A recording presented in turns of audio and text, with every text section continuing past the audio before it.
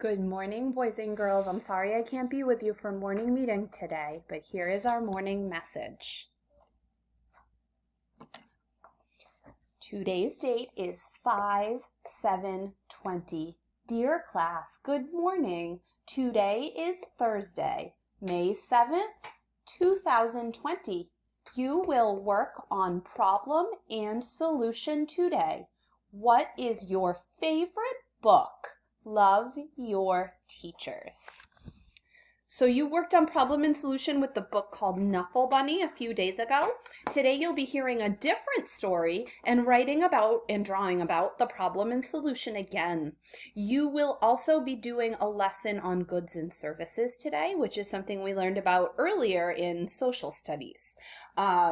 Let's see. So today I would like you to write in the comments for us what is your favorite book and maybe tell us why you like it.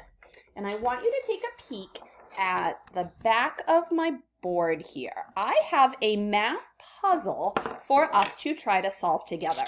First, I need to tell you one very important rule about this puzzle.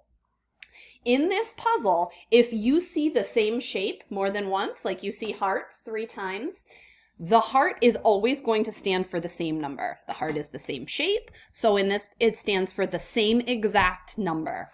So I need you to think, we're just looking at this top row first. What plus what equals 10? Well, we could say 9 plus 1 equals 10, right? We would be correct, but are 9 and 1 the same number? They're not. They're 2 different numbers. So my heart can't be 9 and 1. It has to be the same number 2 times. So what plus what? What doubles fact equals 10? If you said 5 plus 5, you are absolutely right. So that tells me every time I see a heart, it is going to be the number 5. It stands for the number 5. So I see one more heart right here, which means I can put a 5 in its spot. So now I have 5 again, plus mystery equals 6. Well, if I have 5, how many more do I need to get to 6? 5, just 1, right? 5 plus 1, 5 plus 1 equals 6. If I have 5 and I add 1 more, that makes 6, right? So now I know, what shape is this? Square, right? Now I know all my squares are the number 1, so that means right down here I can place the number 1. That square is also a 1.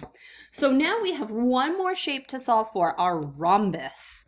We know we have 1. We know we need to add a number to it, and we know we want it to equal 10. So if I have 1, how many more do I need to get to 10? 1 plus what equals 10? If you said 9, you are right. 9 and 1 are best friends of 10. So we have solved our whole math mystery puzzle. That was pretty fun. I hope you guys enjoyed it, and I hope you have an excellent day today. I'll see you later. Goodbye.